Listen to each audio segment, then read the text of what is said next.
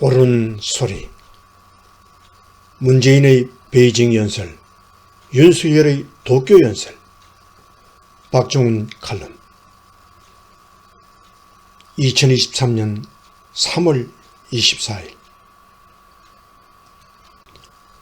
역대 대통령의 해외 연설 중 가장 품격 있었던 것은 1954년 이승만 대통령의 방미 연설일 것입니다. 전쟁의 상흔이 가시지 않은 휴전 이듬해였습니다. 미국의 원조로 줄임배를 채우던 세계 최빈국 대통령이었지만 이승만은 당당함을 잃지 않고 가는 곳마다 미국인의 신금을 울렸습니다. 그중 백미가 한미재단 초청의 뉴욕 연설이었습니다. 우리 국민은 울면서 도움을 갈구하지 않습니다. 내가 여기 온 것은 더 많은 원조, 더 많은 자금, 기타 무엇을 요구하려는 것이 아닙니다. 우리는 구걸하지 않으며 앞으로도 구걸하지 않을 것입니다. 이승만의 연설은 한나라 차원을 넘는 큰 그림의 국제 정세관으로 채워져 있었습니다. 그는 대한민국의 싸움이 생명보다 귀중한 민주제도와 자유를 지키기 위한 것이라면서 미국과 한편에 서서 자유민주를 위한 싸움을 계속할 것임을 천명했습니다. 한반도 통일이 우리의 이해관계보다 더 큰 의미를 갖는 결정적이고 긴박한 이유가 있습니다. 한국은 단지 우리의 통일과 생존을 위해서가 아니라 세계 도처의 모든 민족에게 자유, 정의, 그리고 평화가 보장되는 것을 돕기 위해 기여하기를 원합니다. 연설이 강렬했던 것은 세계사의 흐름을 꿰뚫어본 통찰력 때문이었습니다. 그는 공산주의와의 전쟁이 한반도를 넘어 인류 보편적 의미를 지녔다는 역사적 맥락을 간파하고 있었습니다. 그렇게 이승만이 초석을 쌓은 한미의 자유민주동맹은 자유진영의 방파제가 되었고 대한민국의 기적같은 성공을 잉태했습니다. 2017년 중국에 간 문재인 대통령은 방중 셋째 날 베이징 대학의 연단에 올랐습니다. 의전 푸대적, 혼밥 논란, 기자 폭행 등의 구설수가 꼬리 무는 가운데 이루어진 연설은 친중 사대주의의 고백과도 같았습니다. 중국을 높은 봉우리로 한국을 작은 나라로 지칭한 문제의 표현도 이 연설에서 나왔습니다. 중국은 주변국들과 어울려 있을 때 존재가 빛나는 국가입니다. 높은 산봉우리가 주변의 많은 산봉우리와 어울리면서 더 높아지는 것과 같습니다. 중략, 한국도 작은 나라지만 책임이 있는 중견국가로서 중국의 꿈에 함께 할 것입니다.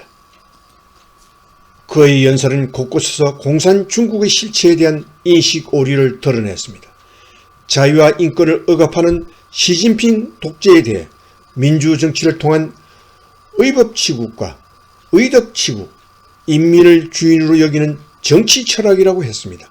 대만 침공을 공언하고 영토 확장 욕구를 불태우는 패권 국가를 향해 인류 사회의 책임 있는 국가로 나아가려는 중국의 통큰 꿈이라고 추켜 세웠습니다. 6.25 전쟁 때 우리의 적이었던 중국 인민해방군의 군가 작곡가가 조선인이라는 인연까지 끄집어냈습니다. 주변국을 중화 질서 아래 복속시키려는 시진핑 체제의 본질을 문 대통령은 직시하지 못했습니다. 인류 보편적 가치에 반하는 권위주의 독재에 대해 민주법치 운운하고 제국주의적 팽창 욕구를 담은 중국몽에 동참하겠다고 했습니다. 역사 발전의 방향성을 제대로 짚지 못한 것이었습니다. 찬양의 말을 쏟아냈지만 그의 친중 고백은 효과를 보지 못했습니다. 한국을 향한 중국의 오만과 냉대는 문정부 5년 내내 계속됐습니다. 지난주 방일한 윤석열 대통령의 개요 대학 연설엔 과거가 나오지 않습니다. 일제 침탈이나 강제징용 문제는 한마디 언급도 않은 채 10여 분 연설 내내 건조한 문체로 미래만 얘기했습니다. 여러분, 미래 세대가 바로 한일 양국의 미래라는 점을 강조하고 싶습니다. 여러분이 미래를 생각하고 한국 청년들과 적극적으로 소통해 나가기를 기대합니다. 중략, 여러분도 저도 좋은 친구를 만들고 더 나은 미래를 만들어 내기 위해 조금 더 용기를 냅시다. 윤 대통령이 말한 미래의 연결고리는 자유민주주의였습니다. 69년 전 뉴욕의 이승만처럼 윤 대통령도 인류 보편의 가치를 공유하는 두 나라가 미래를 향하는 것이 동북아를 넘어 세계에 기여하는 일이라고 했습니다. 한국과 일본이 자유, 인권, 법치라는 보편적 가치에 기반한 자유민주주의 국가라는 것이 그 자체로 특별한 의미를 갖습니다. 중략, 저는 보편적 가치를 공유하는 한일이 관계 개선과 발전을 위해 함께 노력하는 것이야말로 양국의 공동이익 그리고 세계의 평화와 번영에 매우 중요하다고 생각합니다. 일본의 과거를 따져 묻지 않은 것이 국내에서 비판을 불렀습니다. 윤 대통령이 옳았는지 틀렸는지는 앞으로의 한일 관계가 말해줄 것입니다. 한 나라의 마음을 움직이는 데는 국내적 특성보다 보편성의 논리에 호소하는 것이 더 힘이 있습니다. 한일이 보편적 가치의 연대를 맺는 것이 글로벌 세계에 기여하는 일이라는 윤 대통령 말은 진심일 것이라고 생각합니다.